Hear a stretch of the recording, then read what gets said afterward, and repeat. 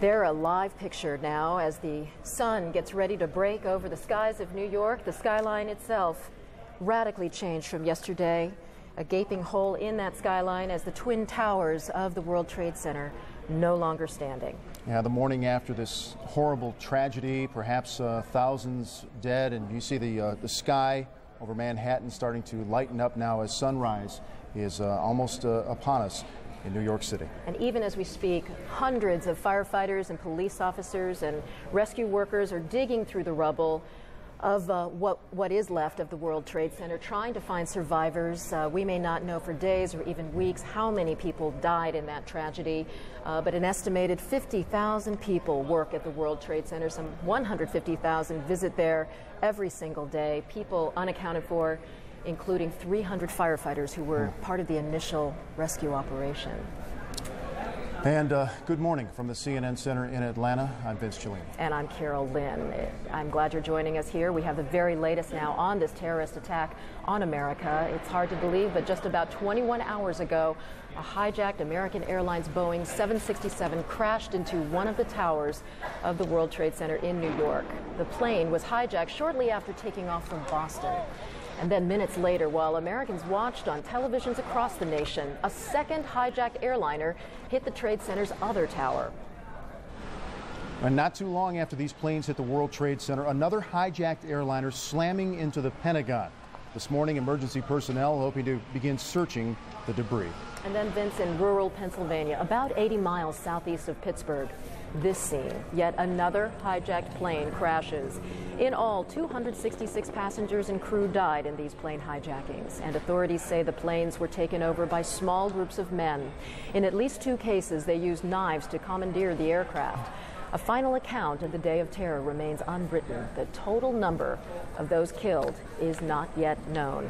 And now, live pictures of the streets of Manhattan there, just a glimpse of the devastation illuminated by some of the lights set up for the rescue operation. You saw in the lower right-hand corner there a helicopter scanning the scene, and you can't see, though, but hundreds of rescue workers there digging through, trying to save lives, if anyone has even survived. Yeah, working tirelessly through the night. You can see now what awaits Manhattan this morning, the day after the horror.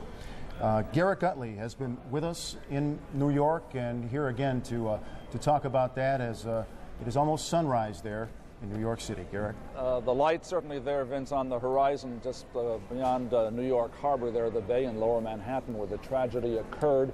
And this new day, this Wednesday in September, what kind of a day is it going to be? Well, if you look at the weather forecast in the upper right-hand corner, it's going to be another beautiful day as far as the weather is concerned, just like yesterday. Sunny, a few clouds in the sky, high of 77 degrees. But that's only the weather corner. Here is the front page. Once again, let's go through the papers and just show you what has happened here. The New York Times, U.S. attack. You can't put it any more boldly than that. An 8-column headline right across the entire paper.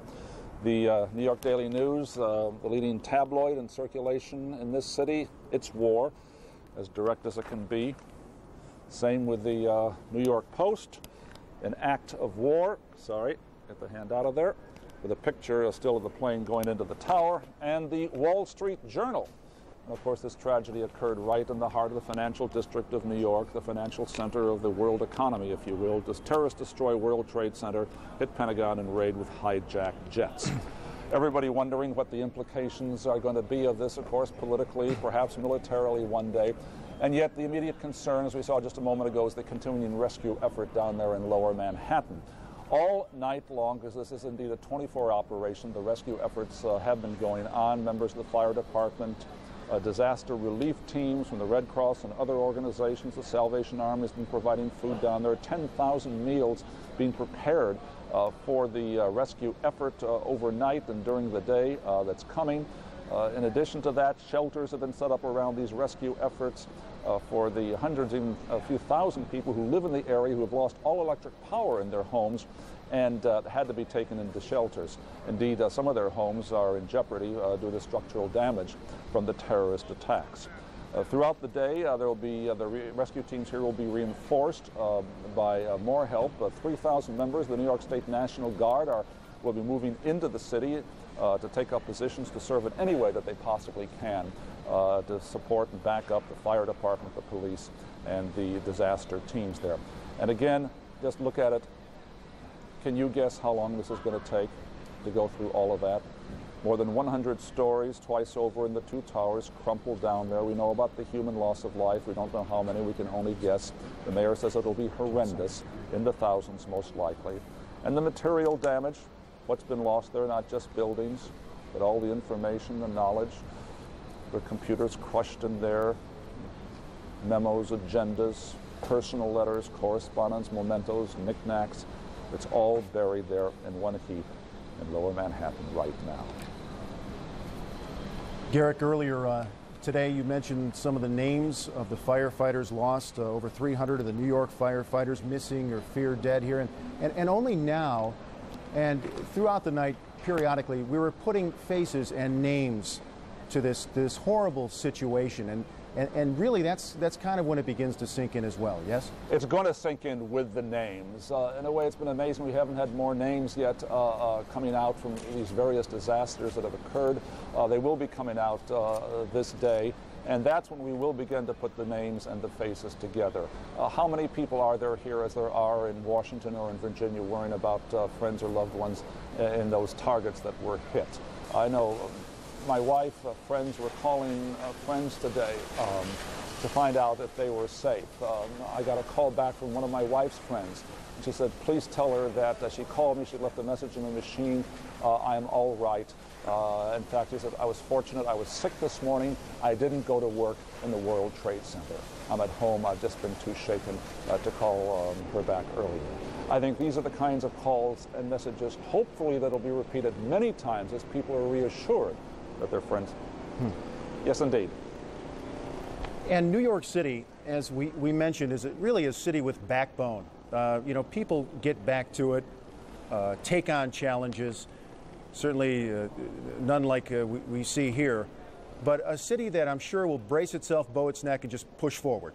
It will push forward. And listen, Mayor Giuliani, the mayor of New York City, is a big booster and a cheerleader for New York. He talks about this being the capital of the world, and it is a unique metropolis. He talks about the can-do, tough spirit of New Yorkers.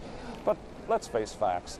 The heroism here, the bravery here, which is an unlimited measure, is it any greater than that shown among those people in the plane that crashed in Pennsylvania or those in the Pentagon offices? We're talking not about New York City here. We're talking about the human spirit, and we're seeing it right here in these pictures downtown. We saw what happened yesterday and what will continue to happen in these early morning hours of this Wednesday. People pulling together, and there they are. Garrick, of course, you've been at this as a journalist for a long, long time. And I wonder, even still, as you see some of the new video coming down, you see some of this and the wreckage, just how it hits home with you, and if you could possibly filter that through yourself for us and some of the viewers. Yes, one thing does strike me. We talk about it's war, and people there in Lower Manhattan or at the Pentagon saying it's like a war scene. Veterans saying, I haven't seen anything like this since World War II or Korea. True, in terms of the tragedy. It's not that kind of a war. This is not World War II. Things were happening in Europe and in Iwo Jima, which were in many ways far worse than this in terms of loss of life and destruction. We grope to make these comparisons. And what happened today was really so unique. It was terrorism, which usually is seen as something being very brutal, yes, but very raw, unsophisticated, crude, if you will. And I think one of the things that shocks we Americans and those around the world watching this is that this was brutal, this was grotesque, and yet it wasn't crude. It was highly sophisticated. It took a great deal of planning. This is something new, and this is what shakes us. Yes, it was calculated and diabolical. And Garrick Utley, we appreciate your presence there and your information this morning. Thank you. Carol? Vince, we take you now live to Washington, D.C., where it's hard to believe, but that is the Pentagon still on fire more than 21 hours after an airplane plowed through to its inner ring. CNN's Bob Franken is on the scene. Bob, what can you tell us about what's happening? it's not really a huge surprise to the officials who've been watching this.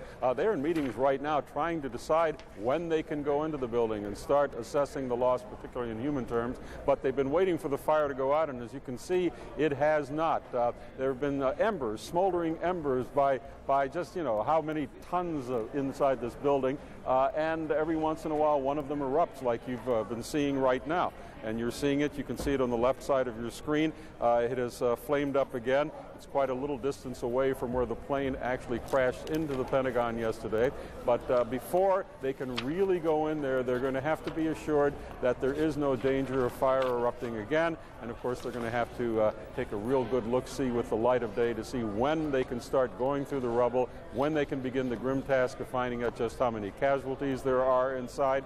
There have been estimates into the several hundred, but Pentagon officials have adamantly refused to give any result. They just don't know at this particular point. Right now, it's still in the hands, as you can see, of the firefighters who are trying to put things out. It was about 9:40, I believe, yesterday morning when the plane crashed into the Pentagon. A plane that was flying from Dulles was on its way elsewhere, but then was diverted and came into that. We've been told that one passenger on the plane, someone I knew well and so many viewers of CNN knew well, Barbara Olson, was able to get hold of her husband, Ted Olson, the Solicitor General, and tell him that the terrorists had thrown the pilot out of the cockpit and had taken over the plane, and that it ultimately crashed into the Pentagon as it had crashed. Planes had crashed into the Twin Towers in New York that we've seen so much of in the fine reporting by Gary Cutley. But here we have a situation which still is not really ready, it looks, for the officials to go in and start assessing the damage. We are told that, nevertheless, the Defense Secretary intends to open this building up this morning for business as much as he can. Of course, a bit of symbolism there. They want to show the rest of the world that the military establishment in the United States can continue to operate. But the reality is that it's only going to be about half open. They've decided that about half of this building, 17 miles of corridors in the entire building, about half of them cannot be declared safe enough structurally for people to go in and work. But about half of it is going to be open.